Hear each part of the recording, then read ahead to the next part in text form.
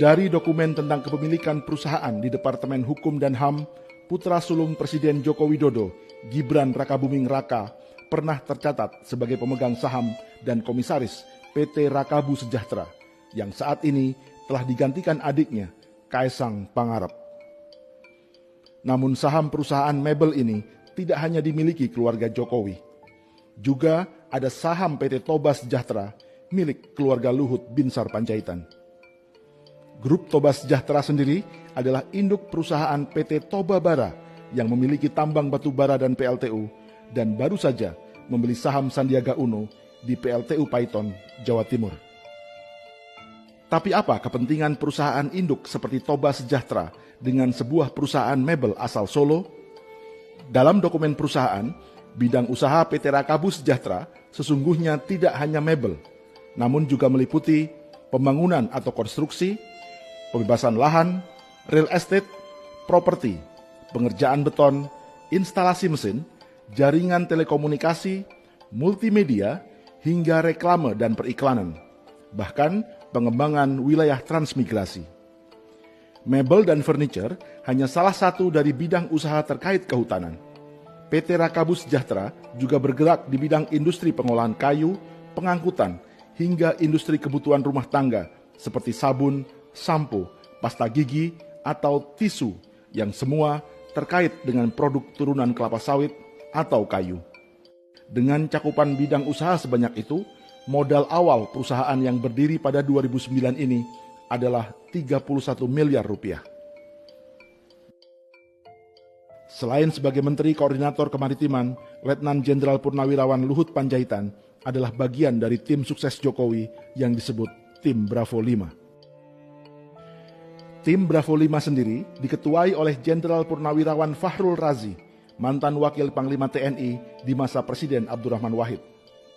Fahrul Razi juga menjabat komisaris di induk perusahaan PT Toba Sejahtera, selain di perusahaan tambang pemerintah PT Antam. Pensiunan jenderal yang lain di tim Bravo 5 kubu Jokowi adalah Suwaidi Marasabesi, mantan Kepala Staf Umum TNI.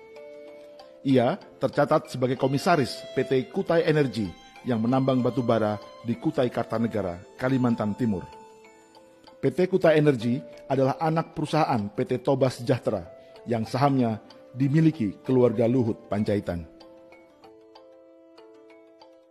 Tanpa melihat afiliasi politik, inilah sebagian jenderal TNI dan Polri yang jejaknya sedang dan pernah berada di perusahaan tambang batu bara.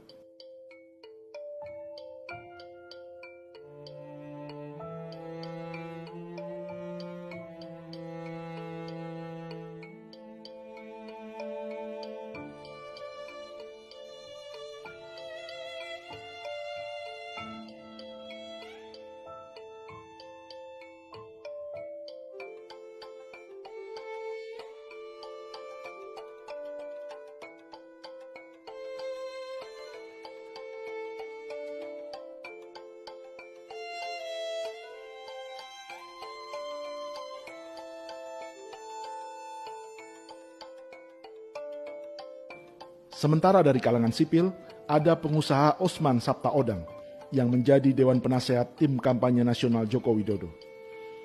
Ia memiliki kaitan dengan perusahaan tambang batubara di bawah bendera PT Total Orbit Prestasi di Barito Utara dan Tanah Bumbu di Kalimantan Selatan. Nama lain adalah Andi Syamsuddin Arsyad alias Haji Isam dari Kalimantan Selatan. Pengusaha yang namanya pernah muncul sebagai wakil bendahara di tim kampanye nasional Jokowi Ma'ruf ini adalah pemilik tambang batubara di bawah bendera grup John Lin.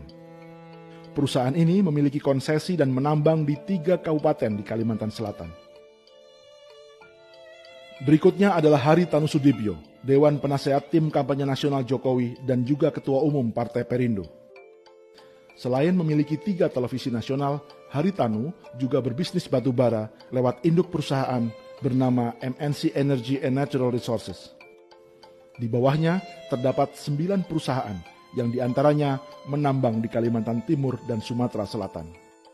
Pengusaha batubara di kubu Joko Widodo berikutnya adalah Yusuf Kala yang juga wakil presiden dan sekaligus Dewan Pengarah Tim Kampanye Nasional. Pengusaha asal Sulawesi Selatan ini berbisnis batu bara dan listrik lewat bendera Grup Kala dengan setidaknya 2 anak usaha, yaitu Kala Arebama dan PT Kala Electrical System yang bekerja sama dengan PLN. Lewat perusahaan yang lain, Yusuf Kala juga mengembangkan pembangkit listrik tenaga air di Sulawesi Tengah. Lalu bagaimana dengan kubu Prabowo dan Sandiaga Uno? Prabowo Subianto tercatat sebagai pemilik Nusantara Energy Resources yang menaungi 17 anak perusahaan. Adapun Sandiaga Uno adalah pemegang saham Grup Saratoga yang juga pernah menjadi direktur tambang batubara PT Multi Harapan Utama di Kutai Kartanegara. Lubang tambang perusahaan ini ikut menelan korban jiwa. Jejak Sandiaga Uno juga muncul di PT Adaro Energy yang merupakan tambang batubara terbesar di Indonesia saat ini, yang juga memiliki saham di proyek PLTU Batang, Jawa Tengah. Kubu Prabowo Sandi memiliki tim sukses yang disebut Badan Pemenangan Nasional atau BPN, di mana Direktur Komunikasi dan Media dijabat oleh adiknya sendiri, Hasyim Joyo Hadikusumo. Hasyim adalah pemegang saham PT Batu Hitam Perkasa yang memiliki PLTU di Paiton, Jawa Timur, sebelum dijual kepada PT Saratoga Investama milik Sandiaga Uno, dan oleh Sandiaga Uno akhirnya dijual kembali kepada PT Toba Bara Energi milik Luhut Panjaitan. Nama lain di kubu Prabowo adalah Ferry Mursidan Baldan yang menjabat sebagai Direktur Relawan untuk Badan Pemenangan Nasional. Keluarga Ferry melalui istrinya memiliki 3 izin usaha penambangan batu bara di Kabupaten Berau, Kalimantan Timur, yaitu PT Syahid Berau Bestari, PT Rantau Panjang Utama Bakti, dan PT Syahid Indah Utama.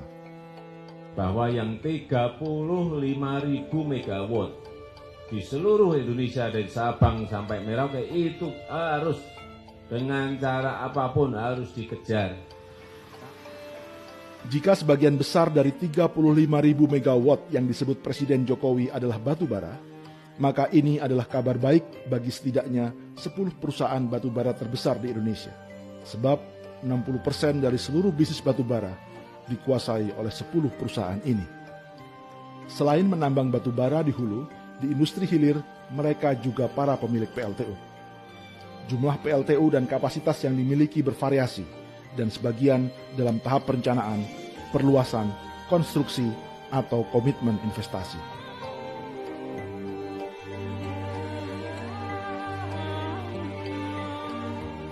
Sebagian besar mereka memang tercatat di Bursa Efek Indonesia. Bahkan juga tercatat sebagai perusahaan bersaham syariah seperti Adaro Energy, Bayan Resources, Harum Energy, Indika Energy, Indo Tambang Raya Megah, Bukit Asam, hingga Toba Bara Sejahtera.